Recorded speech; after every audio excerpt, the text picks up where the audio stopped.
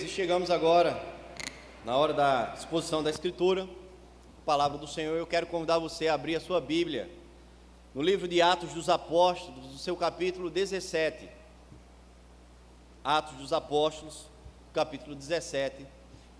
Você que nos acompanha por meio desta transmissão possa também ser abençoado e acompanhar a explanação desse texto. Eu estarei lendo do versículo 1 até o versículo 15, mas a exposição ela se dará do verso 10 ao 15. Tá? A leitura ela se faz necessária para que entendamos assim o contexto. Atos dos Apóstolos, capítulo 17, do 1 ao 15. Nos diz assim: tendo passado por Anfípolis e Apolônia, chegaram a Tessalônica, onde havia uma sinagoga de judeus. Paulo, segundo seu costume, foi procurá-los e por 3 sábados arrazoou com eles acerca das Escrituras, expondo e demonstrando ter sido necessário que o Cristo padecesse e ressurgisse dentre os mortos. E este dizia: ele é o Cristo Jesus, que eu vos anuncio. Alguns deles foram persuadidos e unidos a Paulo e Silas, bem como numerosa multidão de gregos piedosos e muitas distintas mulheres. Os judeus, porém, movidos de inveja, trazendo consigo alguns homens maus dentre a malandragem, ajuntando a turba, alvoroçaram a cidade e, assaltando a casa de Jason, procuravam trazê-los para o meio do povo. Porém, não os encontrando, arrastaram Jason e alguns irmãos perante as autoridades, clamando: estes que têm transtornado o mundo, chegaram também aqui, os quais Jason hospedou. Todos estes procedem contra os decretos de César, afirmando ser Jesus outro rei. Tanto a multidão como as autoridades ficaram agitadas ao ouvirem estas palavras. Contudo, soltaram Jason e os mais, após terem recebido deles a fiança estipulada. Verso 10. E logo durante a noite os irmãos enviaram Paulo e Silas para Bereia. Ali chegados, dirigiram-se à sinagoga dos judeus. Ora, estes de Bereia eram mais nobres que os de Tessalônica, pois receberam a palavra com toda a avidez, examinando as Escrituras todos os dias para ver se as coisas eram de fato assim. Com isso, muitos deles creram, mulheres gregas de alta posição e não poucos homens.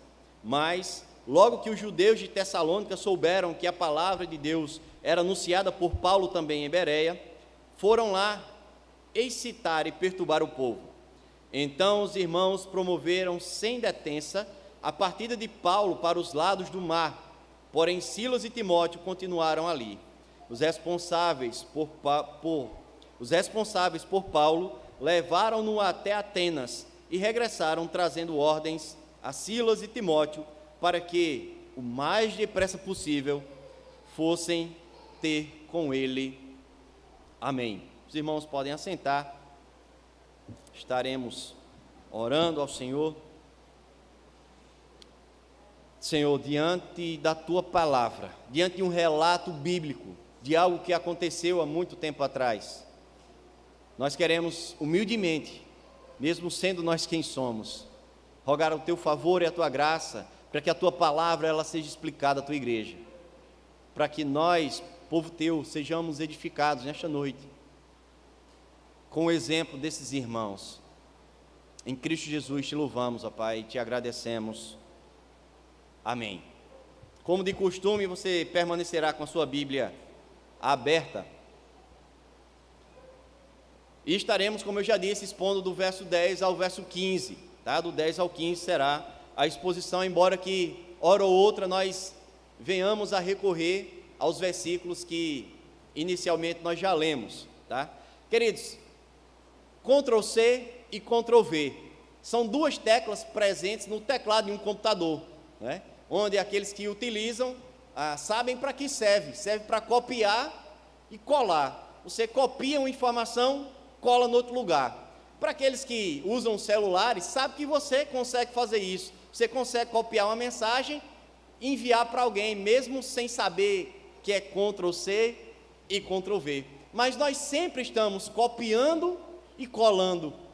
Nós sempre estamos pegando algo que alguém falou, que alguém postou, e repostando para alguém. E quando a gente faz isso, a gente julga ser isso algo importante, né? De repente você está lá na sua rede social, você pega uma informação e diz, opa, isso aqui é importante. Aí, pum, joga lá num grupo ou joga para alguém direcionado.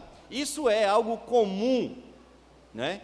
Essa expressão colar e copiar, ela é aplicada quando nos referimos a algo que foi copiado, ou mesmo a falta de originalidade em algumas coisas. Por exemplo, quando você percebe que algo não é original, você diz, fulano copiou e colou, né? Ou seja, fulano não teve trabalho, fulano só pegou aquilo que já foi feito e redistribuiu, ou redirecionou. A falta de originalidade em algumas coisas, né? Dificilmente hoje em dia nos deparamos com uma nova invenção, uma nova descoberta, ou algo é antigo, que foi trazido à tona, ou é algo modificado em suas características. Hoje ninguém mais vive por aí descobrindo a pólvora. Quando surge um negócio novo, pode ter certeza, ou ele já foi vivido há muito tempo atrás e deram só uma nova roupagem, ou é algo que foi transformado, mas ninguém vive tendo aí grandes invenções, né? Outra frase que é bem conhecida é, nada se cria, tudo se copia. Quem nunca já ouviu essa frase, né? Se você nunca ouviu essa frase, você acabou de ouvir. Nada se cria, tudo se copia. E aí volto a dizer, são dadas novas roupagens.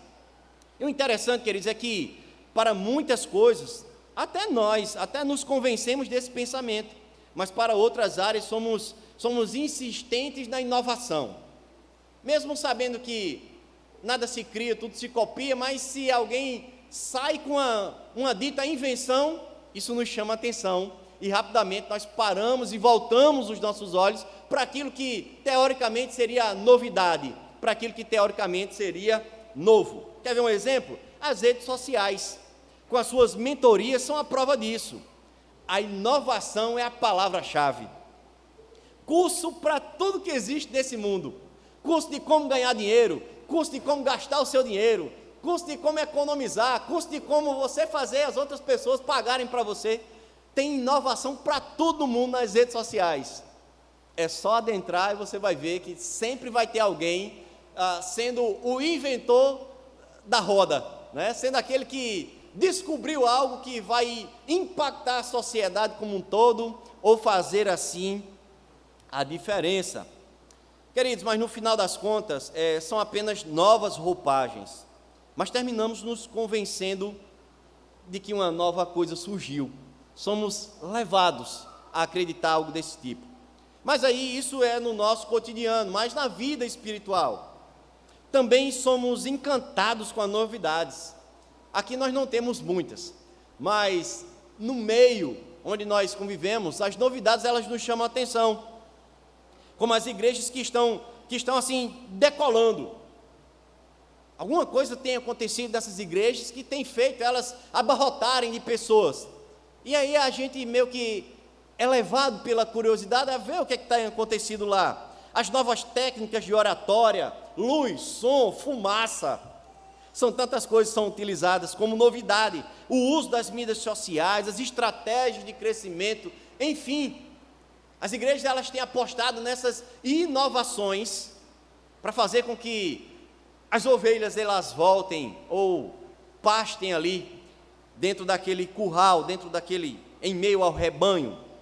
As novidades nos chamam a atenção. Elas podem trazer um novo ar para essas ovelhas, mas no final das contas, o que as manterão respirando será aquilo que é básico, será aquilo que é necessário, o essencial. O texto a ser exposto vai retratar uma igreja pouco mencionada nas Escrituras, mas de grande representatividade para os nossos dias. Uma igreja onde qualquer um de nós, ou melhor, todos nós deveríamos sentir o desejo de fazer parte, se isso fosse possível. A igreja de Bereia. Talvez você já tenha ouvido inúmeras pregações sobre esses irmãos que são conhecidos por características bem peculiares, próprias a eles, né? Que deveria, na verdade, estar presente no nosso dia a dia, nas nossas práticas. E aí, só para que a gente entenda algumas coisas com relação a esse contexto, tá? Então, o texto inicia dizendo que Paulo, ele estava na Tessalônica, e o texto que vai ser exposto, na verdade, ele já está num outro contexto, que é na região de Bereia. Essa distância entre esse primeiro lugar onde Paulo estava e esse segundo lugar, ficava em torno aí de 65 quilômetros. Não era um lugar tão perto, né? Se fosse de carro era rapidinho, né? Mas esse trajeto durava em torno aí de 2 dias e 2 noites de caminhada, então era consideravelmente distante. Esse foi o tempo de viagem que marcou aí a segunda viagem missionária de Paulo, né? A gente já leu aí do verso 1 ao verso 9, e a gente percebeu algumas coisas interessantes, né? Como, por exemplo, Paulo ele precisou sair corrido da cidade de Tessalônica. Ele sai corrido de Tessalônica, por quê?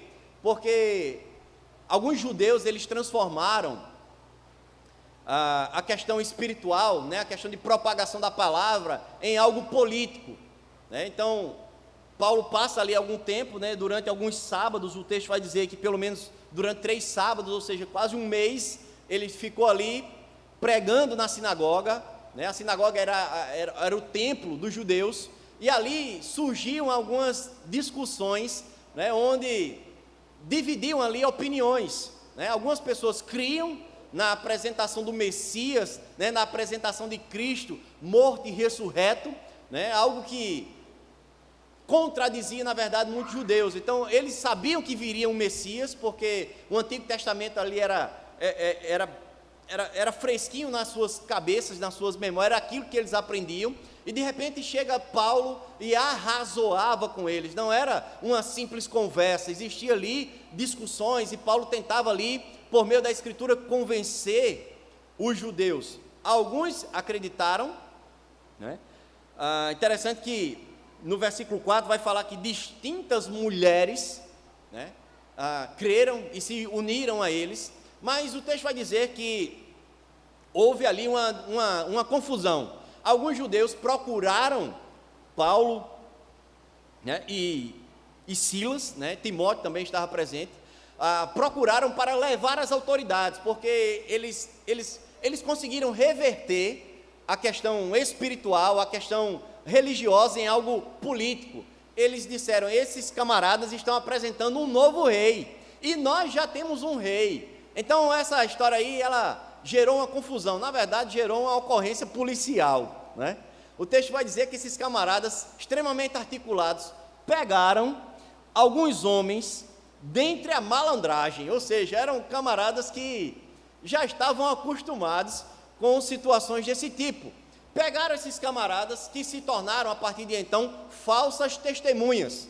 Então, a ideia era que eles testemunhassem que Paulo e os seus, né, esse grupo de missionários, estariam apresentando um novo reinado, e esse reinado iria contra o reinado político, da qual eles estavam submetidos. Então, gerou ali toda uma confusão. Eles adentraram na casa que eles estavam hospedados, não encontraram eles lá, então levaram só o dono da casa e alguns irmãos que estavam ali e apresentaram às autoridades. Gerou ali todo um constrangimento, gerou até uma fiança, alguém saiu lucrando com esse negócio, né? E diante dessa confusão toda, diante de todo esse depoimento das falsas testemunhas, os cristãos de Tessalônica orientam Paulo e Silas a saírem da cidade, aproveitando assim a noite para fugirem. Interessante, queridos, é que a gente lê um texto como esse e aparentemente é somente um relato histórico, mas tem muita coisa dentro de um texto como esse que nos faz compreender, como por exemplo, a ação desses de Tessalônica e a ação dos que estavam em Bereia. Atente para o que diz o verso 10. E logo durante a noite, ou seja, aqui nós temos uma sequência de fatos. Aconteceu a confusão, né? Os irmãos disseram: não, a gente precisa tirar Paulo daqui, porque ele está correndo um sério risco, ele e os outros. Então vamos aproveitar a noite, né? Vai estar escuro mesmo, então vamos botar eles para fora da cidade. Vamos direcionar eles para um outro destino. Esse outro destino foi a cidade de Beré. Eles fizeram isso durante a noite para aproveitar, é lógico, o fator da escuridão, tendo isso como algo que ajudasse nessa fuga, né? Só que tem um detalhe: esses irmãos de Tessalônica só colocaram eles para fora, ou seja, eles direcionaram, eles encaminharam, talvez encontraram ali algum mantimento e dispensaram os missionários. E aí, esse é um detalhe que a gente vai observar logo mais à frente. E aí no verso 10, a gente vê que, após a considerável viagem, né, eles chegaram num novo destino, a cidade de Bereia. E eles foram, queridos, diretamente, e o texto vai dizer, olha, atente para o que diz o verso 10. E logo durante a noite, os irmãos enviaram Paulo e Silas para Bereia. Viagem que durou em torno aí de 2 dias e 2 noites. Ali chegados, dirigiram-se à sinagoga dos judeus. Ali chegados, dirigiram-se à sinagoga dos judeus. Mas aí, queridos, por que é que esse era o primeiro lugar a ser procurado? A gente observa no verso 17, diz assim, ou melhor, no verso 1 do capítulo 17: tendo passado por Anfípolis e Apolônia, chegaram a Tessalônica, onde havia uma sinagoga de judeus. Parece que era o lugar preferido de Paulo. Paulo foi em primeiro lugar na Tessalônica, na sinagoga. Chega numa cidade nova chamada Bereia. Para onde é que ele vai? Para uma sinagoga. Mas por quê? A gente tem de entender o seguinte, queridos: eles saíram de uma confusão, eles saíram corridos de uma cidade e foram para outra. Eu acho que qualquer um de nós, saindo de um negócio desse, saindo de uma situação corrida, o que é que a gente iria pensar? Não, agora eu quero sossego, né?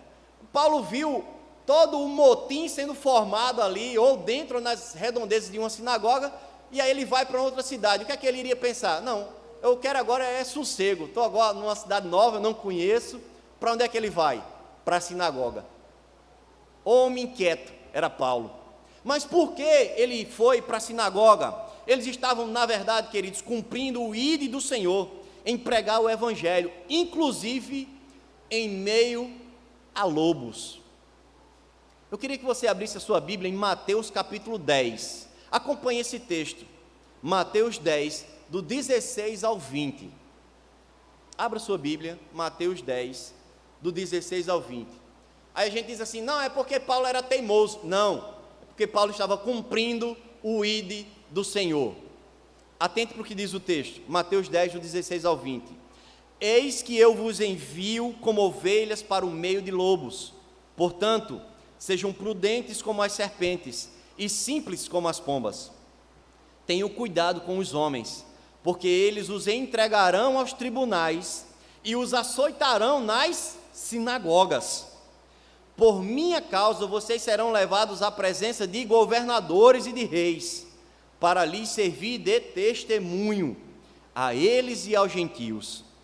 E quando entregarem vocês, não se preocupem quanto a como ou o que irão falar, porque naquela hora lhes será concedido o que vocês dirão. Afinal, não são vocês que estão falando, mas o Espírito do Pai de vocês é quem fala por meio de vocês. Vocês conseguem entender que não era à toa que Paulo chegava numa cidade e ia logo para a sinagoga? Vocês conseguem compreender que essa experiência aconteceu na Tessalônica, aconteceu em Bereia e vai acontecer em Atenas, tudo numa sequência. Paulo não procurava uma pousada para descansar, porque ele via urgência na pregação do Evangelho. Paulo via urgência, e essa urgência, o foco era na sinagoga, porque era lá onde o povo se reunia.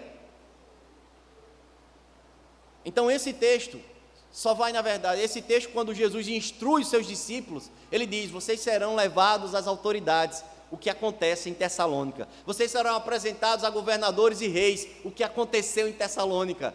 Vocês serão entregues, ou melhor, vos açoitarão nas sinagogas. Foi isso que aconteceu em Tessalônica, é o cumprimento da Escritura. era na sinagoga que a mensagem do Messias seria pregada. E aí volto a dizer, queridos, eles, assim como eu e você, a gente poderia imaginar, eles queriam era sossego, saíram correndo de Tessalônica, fugidos, corridos, e eles chegam em Bereia, e o primeiro lugar que eles vão, para a igreja, para a sinagoga, talvez buscando assim um novo açoite, uma nova perseguição. Não, eles buscavam pregar o evangelho. O que acontecesse após seria a consequência, né? O primeiro lugar que eles foram foi a sinagoga. E aí eu volto a dizer, parece que Paulo não tinha jeito mesmo, né? Ele era incansável na pregação. E aí vem uma pergunta, irmãos, e aí eu sempre costumo colocar algumas aplicações ao longo da explicação do texto. A pergunta é: alguém aqui se identifica com esse perfil? Queridos, vale a pena um copia e cola dessa prática nas nossas vidas? A gente que tanto copia e cola outras coisas, será que valia a pena a gente copiar e colar na nossa vida o exemplo de Paulo, na intrepidez, no desejo de pregar a palavra, no desejo de anunciar boas novas? Vale a pena esse copia e cola? A partir daqui, a Escritura começa a destacar um dos pontos, ou melhor, começa a mencionar um dos pontos de destaque dessa igreja, que não é tão mencionada nas Escrituras, mas que até hoje nos fala. Atente para o que diz o verso 11. O verso 10 vai falar sobre a chegada.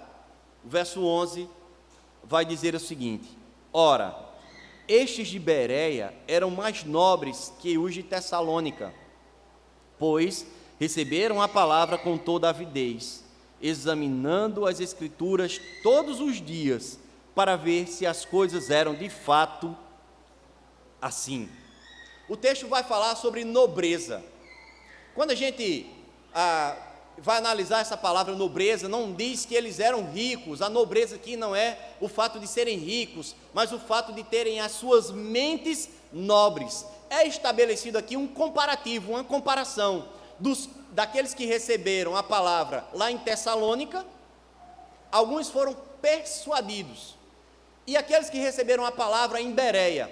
Então, o escritor de Atos dos Apóstolos, né, Lucas, vai dizer assim: os de Bereia, eles foram mais nobres.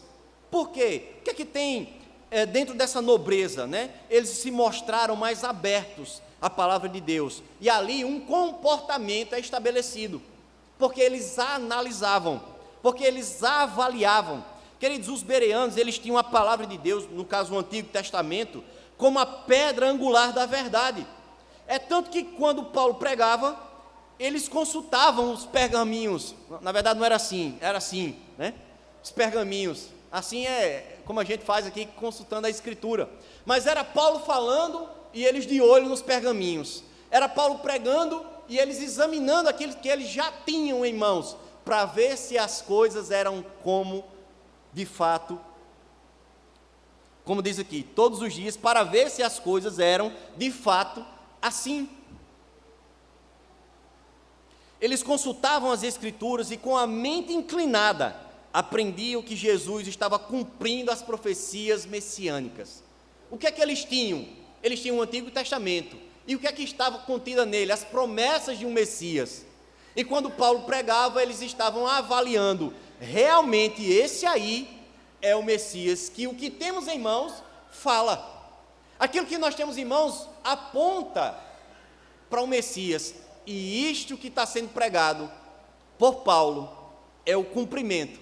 Eles faziam esta análise, eles faziam este comparativo.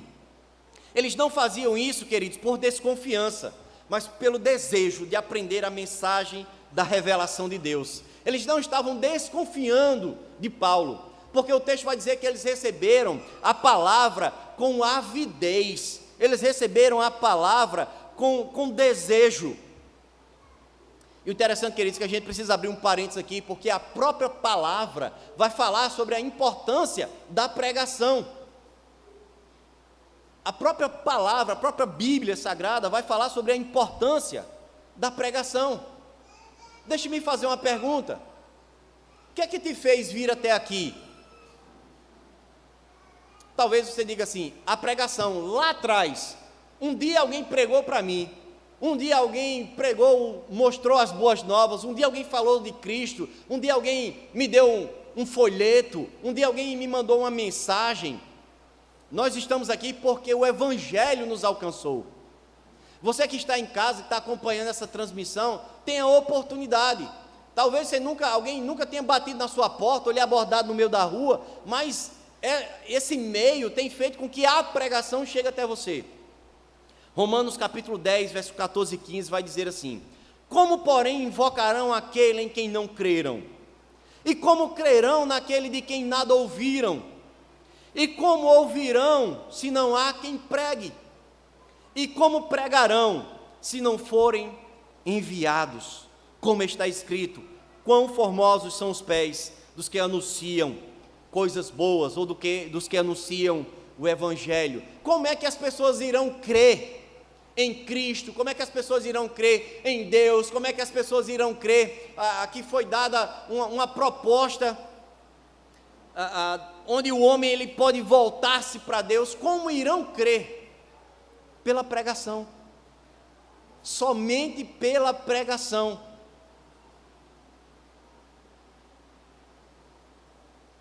Como é que eles vão invocar quem não conhecem? Somente pela pregação. E o texto vai dizer que eles receberam esta palavra com avidez. O que quer dizer essa palavra avidez? Que deseja ardentemente. Eles tinham expectativa, eles receberam essa palavra com entusiasmo. Eles analisavam diariamente as Escrituras, cumprindo assim o texto que já foi lido na noite de hoje, Salmo 1, verso 1 e 2. Bem-aventurado aquele que não anda no conselho dos ímpios, não se detém no caminho dos pecadores, nem se assenta na roda dos escarnecedores. Pelo contrário, o seu prazer está na lei do Senhor, e na sua lei medita de dia e de noite. E na sua lei medita de dia e de noite, reflete de dia e de noite, traz a ideia de algo contínuo, diário, presente na nossa agenda. Ou melhor, deveria ser, estava presente lá nos bereanos. Era uma prática deles, analisar a Escritura de dia e de noite, para ver se as coisas eram realmente assim. O padrão, queridos, era a Escritura e não Paulo. Eles não desrespeitaram Paulo em momento nenhum, mas o padrão era a Escritura. Paulo era aquele que estava sendo avaliado. Aquilo que Paulo falava só passou a ser verdade para eles quando eles compararam e comprovaram com a Escritura. O padrão não foi Paulo, o padrão era a Escritura. O exame das Escrituras estabeleceu um bom exemplo e uma prática ao longo da história. Para eles, queridos, a Escritura era a básica. Não básica no sentido de básico, mas básica no sentido de base. Era relevante e era preciosa. Esse é o primeiro ponto da nobreza dos bereanos. O zelo pela Escritura, o zelo pela palavra. Vale a pena copiar e colar o exemplo dos bereanos. Vale a pena a gente olhar para os bereanos que examinavam pela Escritura o que Paulo estava falando. Reverendo Hernandes Dias Lopes disse em um dos seus vídeos, está aí na internet, ele disse: eu prego em muitos locais e eu costumo analisar a igreja da qual estou pregando pelo comportamento que eles têm quando é lido o texto a ser pregado.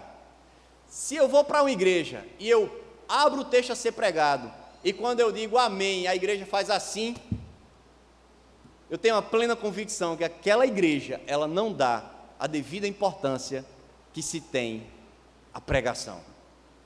Mas quando eu vou para uma igreja, palavras dele, e onde eu vejo a maioria, ou se não a totalidade dos irmãos, com a Bíblia aberta, me vem à memória os bereanos, porque eles estão analisando aquilo que está sendo pregado. Isso já é uma prática no nosso meio. Quantos estão com a Bíblia aberta? Daqui nós conseguimos contemplar. Daqui nós conseguimos enxergar.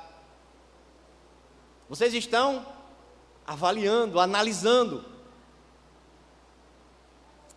Vale a pena copiar e colar. Vale a pena olhar, por exemplo, dos bereanos, trazer para o nosso exemplo. Eles avaliavam, eles recebiam a palavra de Deus com avidez, com entusiasmo, com vontade mesmo, com desejo. Interessante que essa nobreza, outro fator está dentro dessa nobreza. Não apenas o fato como eles tinham a Escritura, ou como eles se comportavam frente à Escritura, mas um outro fator é destacado dentro dessa nobreza dos bereanos, que era o cuidado, na verdade, que eles tinham com os evangelistas, com aqueles que estavam pregando. Interessante, mas antes da gente ir para esse segundo ponto, vamos atentar para o que diz o verso 12. Diz o seguinte: com isso, muitos deles creram, mulheres gregas de alta posição e não poucos homens. A gente lê um texto como esse, um trecho desse, e essa palavra com isso faz toda a diferença, irmãos. A gente só percebe, na verdade, a grande diferença quando a gente vai realmente a fundo no texto. O que quer dizer essa expressão com isso? Essa expressão ela retoma a prática do verso anterior. De quê? De analisar a Escritura, de confrontar o que estava sendo dito com aquilo que já tinha sido escrito. De todo esse zelo, de toda essa avidez, de todo esse desejo presente no verso 11, o verso 12 vai dizer: com isso, o que é com isso? Com toda essa prática, esse desejo pela palavra, pela Escritura, fez com que muitos se convertessem, fez com que muitos mudassem de vida, fez com que muitos se rendessem à mensagem do Evangelho. Com isso, muitos deles creram, mulheres gregas de alta posição e não poucos homens. Queridos, precisamos conhecer, é um dever nosso conhecer as Escrituras. O conhecer as Escrituras é fundamental para a conversão e para que venhamos a conhecer o próprio Cristo. Eu fico a pensar o seguinte, irmãos, todo mundo aqui já ouviu falar sobre fã-clube. Existe um fã-clube de um cantor X, de uma banda X. Qual a principal característica de um fã-clube? Eles conhecerem o máximo de informações do seu ídolo. Esse é o objetivo de um fã-clube. Eles sabem o dia que nasceu, eles sabem a infância, eles sabem o que gostam, eles sabem o que não gostam, eles sabem o dia a dia, eles sabem para onde vão, eles sabem a agenda, eles sabem de tudo. Eu fico a imaginar se a igreja fosse um fã-clube.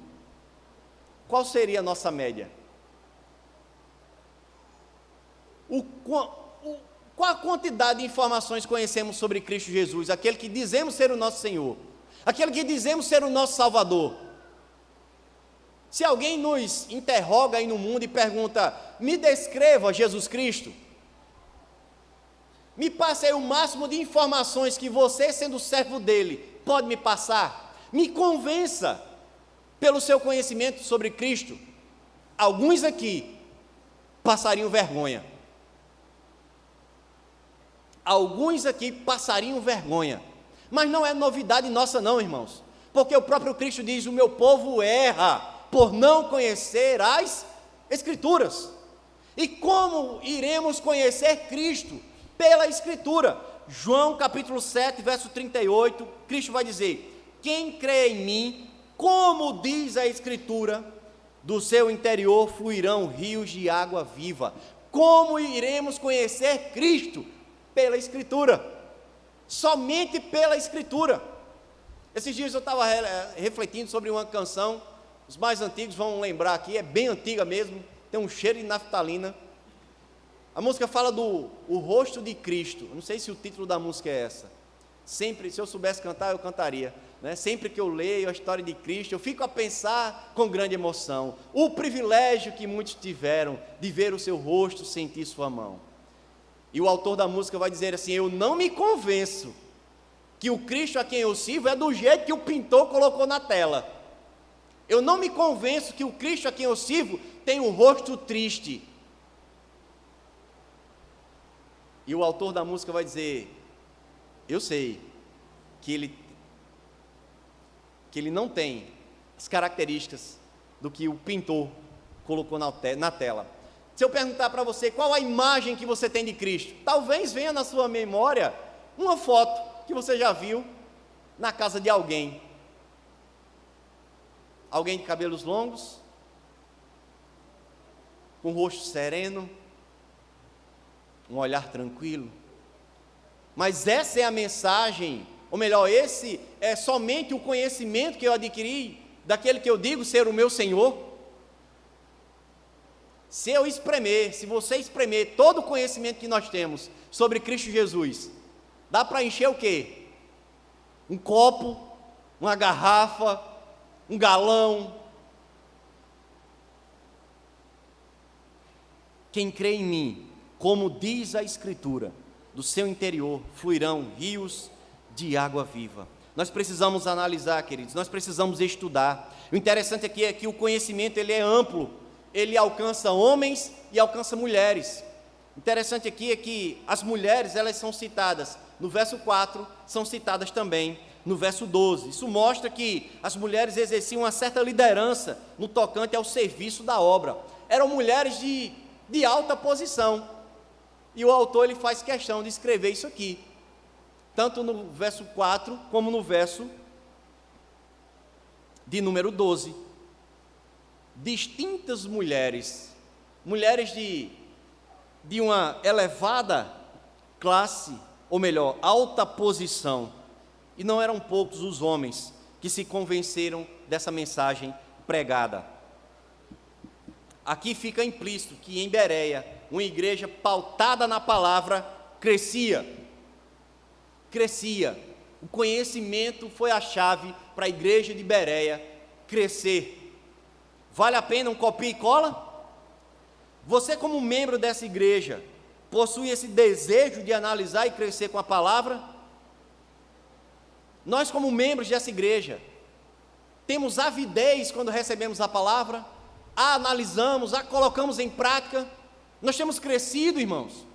O texto aqui faz uma ênfase a um crescimento numérico. Nós temos visto um crescimento numérico, mas antes do numérico, nós temos visto que cada irmão, que cada irmã que tem se dedicado à análise da Escritura, ao estudo da Escritura, tem crescido. E esse crescimento é visto na sua casa, é visto no interior do seu trabalho, é visto no interior da sua família.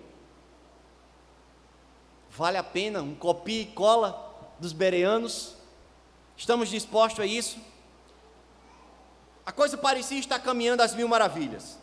Crescimento, amadurecimento dos irmãos, expansão do Evangelho, mas aí vem os enviados, entrando em cena novamente. Os mesmos que causaram confusão no texto inicial, lá em Tessalônica, souberam e vieram fazer o rebuliço também em Bereia. Sempre tem gente ruim, queridos. Não tem como manter uma novidade dessa em segredo. Esses homens, segundo os judeus, eles estavam transtornando o mundo. Isso está lá no versículo 6, na parte B. Quando eles levam o hospedeiro e alguns que estavam com ele para as autoridades, eles dizem: esses aqui estão transtornando o mundo. Ou seja, por onde eles estavam passando, estava mexendo com o povo, estava mexendo com multidões. Eles estavam sendo considerados como transtornadores. E aí, queridos, pessoas de alta classe estavam se convertendo, vidas estavam sendo impactadas pelo Evangelho, a palavra sendo difundida com fidelidade. E aí não tinha como esconder um movimento desse, não tinha como esconder algo desse tipo. É como se você pegasse um monte de novo convertido e dissesse: fique todo mundo em silêncio. Mas não, a notícia se espalhou. Especialistas dizem que eles passaram alguns meses ali em Bereia. Eles ficaram alguns meses. Foi tempo suficiente para que assim que a notícia chegasse em Tessalônica, os mesmos que promoveram ali aquela movimentação, aquela ocorrência policial, se deslocassem para Bereia para promover lá também o mesmo movimento. A notícia se espalha e a coisa volta a acontecer. Os judeus de Tessalônica promovem nova ocorrência. Eles foram reincidentes no mesmo erro de confundir a multidão, de perturbar a multidão. Interessante que eles chegam, eles causam todo esse movimento, e o versículo 14 e 15, ou melhor, o 14, e 15, esses dois versos, eles mostram outro tipo de comportamento dos crentes de Bereia, algo que estaria dentro dessa nobreza que foi mencionada dentro do texto, que era a forma como eles lidaram com a vida de Paulo em especial. Interessante que aqui chama a atenção dos irmãos para a primeira expressão que a gente mencionou no início. Os cristãos de Tessalônica despediram Paulo durante a noite. Os cristãos de Bereia foram com Paulo para outra cidade. Aqui nós entendemos, nós percebemos que existe uma diferença em como os de Tessalônica se comportaram frente à dificuldade para com os missionários e como os de Bereia se comportaram frente à mesma dificuldade de perseguição, de injúria, de calúnia. Dois comportamentos distintos. Ambos mostraram cuidado, mas um disseram assim, bateram nas costas e disseram, muito obrigado, agora vão embora daqui, porque é melhor para vocês. Dispensaram Paulo e seu time. Os de Bereia, o texto vai dizer que não foi bem assim. Eles estariam vivendo, queridos, o evangelho na prática. Eles estavam vivendo na prática o cuidado com aqueles enviados por Deus. Não existia mais dúvida de que os bereanos estavam crendo que aqueles homens eram enviados de Deus. Por quê? Qual era a prova que eles tinham que ali Paulo e os seus eram enviados do Senhor? Porque o que eles falavam estava naquilo que eles já tinham em mãos. Eles não eram inovadores, eles não estavam ali levantando uma nova teoria, eles estavam ali levando o cumprimento da Escritura. Eles estavam apresentando um Messias que o Antigo Testamento apontava. Então não existia mais dúvida de que os bereanos olharam para Paulo, para Silas e disseram, esses aqui são enviados do Senhor. Procedimento deles, a seriedade deles para com a pregação. Não negligencieis a hospitalidade, pois alguns, praticando-a sem o saber, acolheram anjos. Está lá em Hebreus capítulo 13, verso 2. A hospitalidade dos bereanos foi completa. Quando fala de hospitalidade, irmãos, não é apenas o hospedar. Isso eles viveram em Tessalônica. Lá em Bereia, os irmãos viveram na prática. Vou usar aqui uma expressão bem nordestina. Os tessalônicos viram a carreira de Paulo, Paulo saiu ali corrido. Os bereanos disseram, nós vamos correr com você. Você não vai correr agora sozinho. Nós vamos correr contigo. Aqui nós vemos, queridos, a intenção que os irmãos de Bereia têm para com Paulo, pois o levaram até Atenas. Um outro fator observado aqui foi a mensagem que os mesmos trouxeram, destinada a Silas e a Timóteo. Vale salientar que só quem saiu, quando começa ali um novo movimento de oposição, só quem sai é Paulo. Fica em Bereia Silas e Timóteo. E é interessante que o texto vai dizer que aqueles que foram com Paulo, o deixaram em Atenas e voltaram trazendo uma mensagem urgente para os que ficaram. Que mensagem era essa? Por que essa pressa? Interessante é que, se a gente atentar para o que diz o verso 16, Paulo aqui já está num outro cenário. Atente para o que diz o verso 16. enquanto Paulo os esperava em Atenas, o seu espírito se revoltava em face da idolatria dominante na cidade. Queridos, não foi um bate e volta. Os irmãos foram com Paulo até Atenas. Paulo chega lá, provavelmente vai à sinagoga e vê ali um cenário dolorido para o seu coração. O texto vai dizer que o seu espírito ficou revoltado com a idolatria presente naquela cidade. Daí a urgência dele dizer: volte, e quando vocês voltarem, mande o meu time de volta para cá, porque vocês em Bereia já estão bem encaminhados, porque vocês lá em Bereia já conseguem entender e crer fielmente na palavra, porque lá vocês têm um desejo para com a palavra ávido, porque lá vocês já estão encaminhados, porque lá vocês já cresceram pautados na palavra. Agora aqui nós temos urgência. Vão e falem para os meus virem o mais rápido possível, porque o meu coração está doendo diante daquilo que eu estou vendo aqui, diante dessa idolatria que eu estou vendo na cidade de Atenas. Daí a pressa daqueles que o levaram e voltaram trazendo este recado. Queridos, copia e cola isso para a gente? A gente vê aqui um camarada extremamente inquieto. Paulo sai de Tessalônica, vai para a sinagoga. Isso aqui é o resumo. Paulo vai para a sinagoga, a sua palavra gera ali um grande conflito. Alguns se convertem, outros se juntam a eles.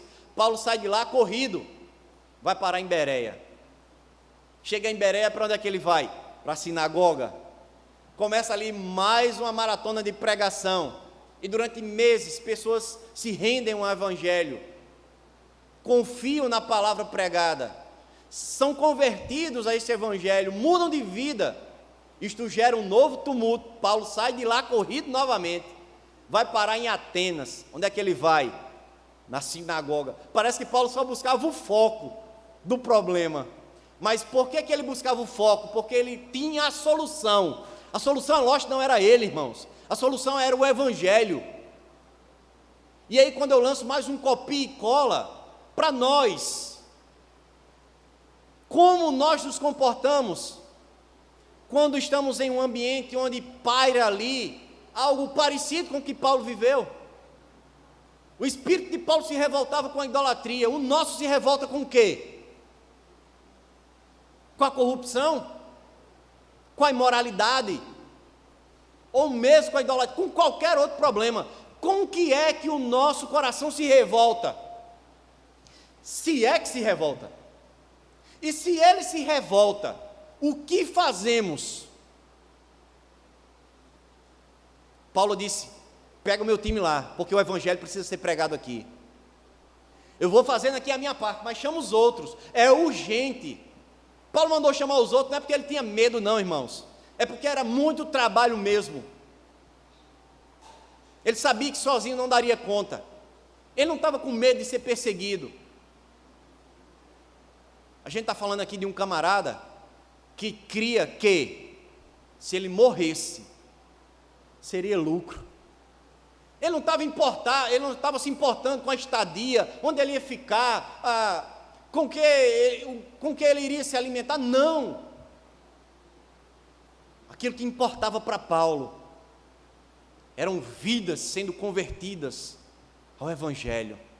Ele tinha sede, ele tinha inquietação, ele se perturbava diante de situações que somente o evangelho conseguiria resolver.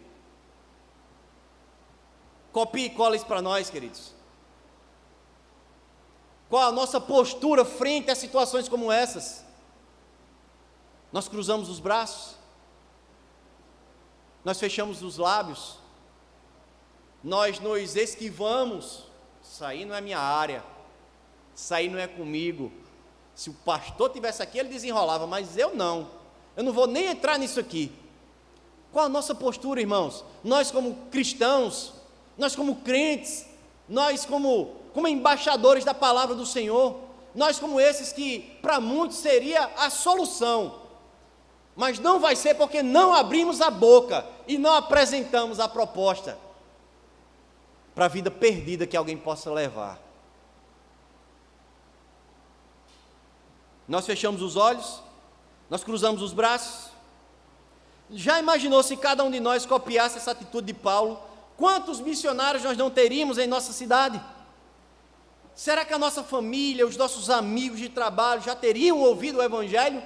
Se tivéssemos essa mesma vontade que Paulo tinha, se tivéssemos essa mesma compreensão de que somente o Evangelho vai resolver a situação das pessoas.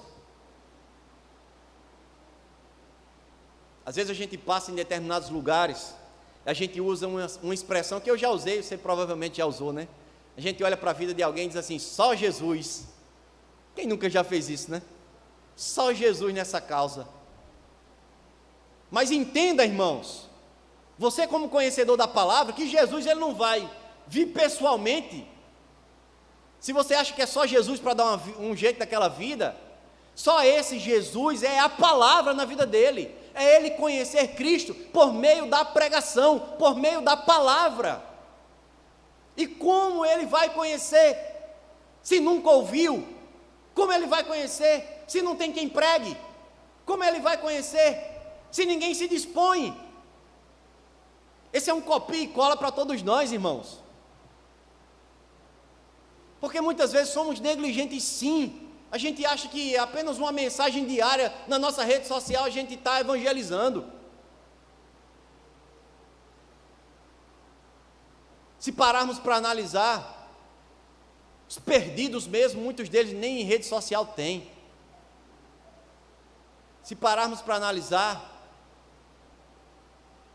muitos deles que precisam é de uma verdade. E nós sabemos, nós igreja do Senhor, sabemos que verdade é essa.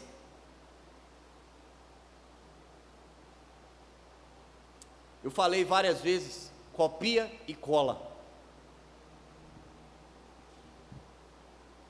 Você vê na sua rede social, um exemplo lá de superação. Ah, o fulano lá não tinha os 2 braços, mas faz isso, faz aquilo. Você pega o cara, divulga. Isso aqui é um exemplo, né? Isso aqui, eu não estou sendo contra isso, já fiz várias vezes isso. Isso aqui é um exemplo de superação, isso aqui dá certo para fulano de tal. Pode até fazer efeito, momentaneamente. Mas o que as pessoas precisam mesmo, queridos, é de uma dose, não momentânea, mas de uma dose, que o seu efeito seja eterno. E somente essa dose será oferecida, ou melhor, nós como igreja, somos os responsáveis por oferecer essa dose aos doentes, aos que estão moribundos ao longo da estrada, ao longo do caminho, por aí afora.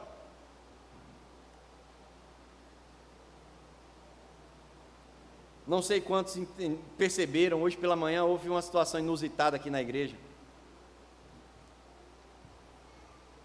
Entrou um cidadão, sentou ali atrás, os diáconos contiveram ele ali atrás. E em conversa com um dos diáconos que dispensou o camarada que estava sob efeito de álcool, mas ele disse, a fala dele muito me chamou a atenção, quando ele disse que estava passando, né? Disse assim, Deus chamou meu nome. O pastor estava pregando aqui sobre Paulo de manhã, né? E eu disse, meu irmão, qual era o nome dele? Ele disse, o nome dele é Paulo. Ele entendeu que Deus estava chamando o nome dele. Estava sob efeito de álcool, irmãos. Mas ainda assim fez uma leitura. Eu disse, se ele vier de noite, Deus vai chamar o nome dele de novo, que vai ser Paulo de novo de noite. Mas as pessoas estão clamando, doidas para que o seu nome seja chamado pelo Senhor, doidas para que o seu nome seja posto numa fila da solução dos seus problemas, para o vazio das suas vidas. Quando você pensar assim, só Jesus na vida dele, você conhece esse Jesus, apresente para ele. Nós conhecemos esse Jesus, apresente para essa criatura. Mas para isso, precisamos conhecê-lo por meio da Escritura. Vale a pena esse copiar e colar? Seria excelente se buscássemos esse padrão da nobreza dos bereanos, tanto no zelo para com a palavra, como no cuidado para com os seus líderes. Duas características se destacaram na nobreza dos bereanos: o cuidado para com a palavra e o cuidado para com aqueles que levam, que propagam essa palavra. Os missionários que estiveram ali, eles tiveram todo o cuidado, e isso entrou na conta deles. São lembrados até hoje por esse cuidado e pelo zelo que tiveram para com a palavra do Senhor.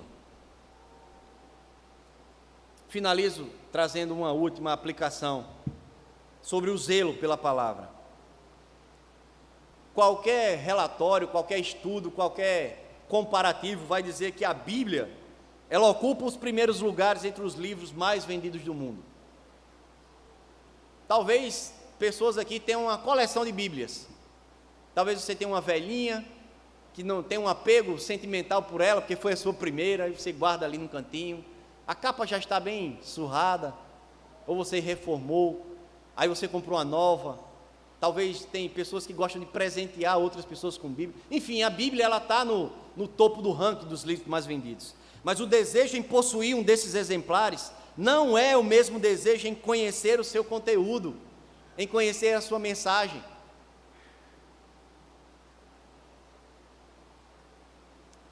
Daqueles que já foram ouvidos pelo conselho para serem recebidos como membros, ouviram aqui várias perguntas pelos presbíteros do conselho, e a gente fica aguardando, né? O pastor Arlindo, ele tem a pergunta característica, né? Aqueles que já passaram sabem, como está a sua leitura da Escritura? A gente nem pergunta, porque a pergunta é dele.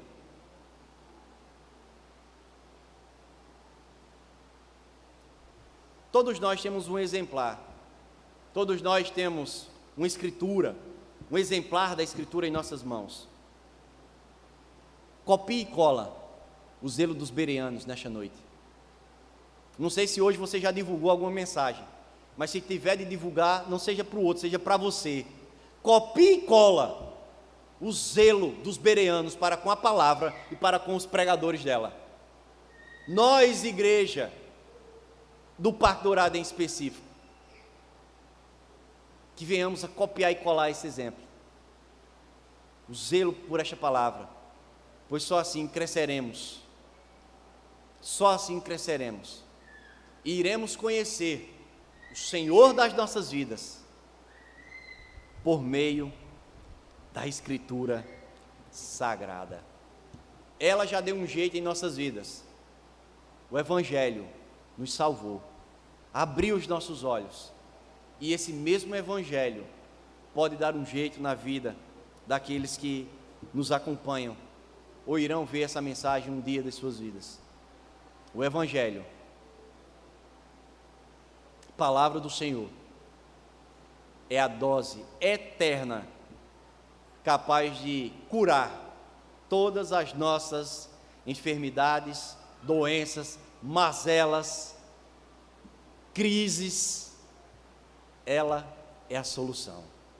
Que Deus nos abençoe e nos ajude a compreender a sua palavra, e por esses exemplos que aqui foram mencionados, possamos crescer com mais uma aplicação das Sagradas Escrituras à Igreja do Senhor.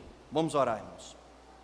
Senhor, nós queremos te agradecer, nós queremos te louvar, Pai, porque da mesma forma que o Senhor foi bondoso para com aqueles que ouviram com avidez a Tua palavra, e a Tua palavra diz que o Senhor não muda, então nós cremos que o Senhor continua sendo bondoso, e continua, Deus, derramando o Seu favor sobre nós, pela pregação da Tua palavra.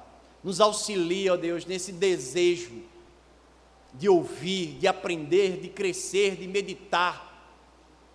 O Salmo 1 vai dizer que nós seremos bem-aventurados, nós seremos como uma árvore, ó Deus, plantada, que daremos frutos no devido tempo, nos ajuda, nos auxilia, que o cuidado para com os pregadores do Evangelho, com os pastores, possa ser algo notório em nosso meio.